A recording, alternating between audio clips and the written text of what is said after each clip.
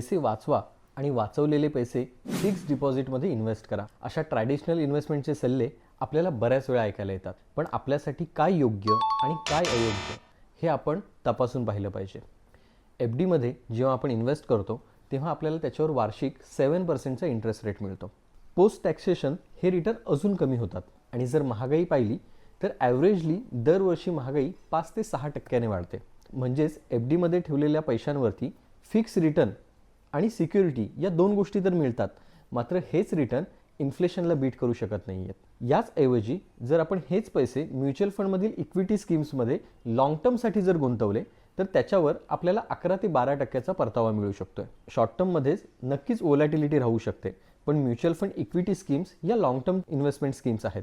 त्यामुळे तुमचं जर प्लॅनिंग लॉंग टर्म इन्व्हेस्टमेंटचं असेल तर चांगल्या म्युच्युअल फंड स्कीम्स निवडल्यामुळे आपण त्याच्यामध्ये नक्कीच चांगले रिटर्न्स बनवू शकतोय आणि चांगले पैसे कमवू शकतो. तर अशाच प्रकारे तुम्हाला म्युच्युअल फंडमध्ये इन्व्हेस्ट करायचं असेल आणि म्युच्युअल फंडबद्दल अधिक माहिती हवी असेल तर मला नक्की कॉन्टॅक्ट करा.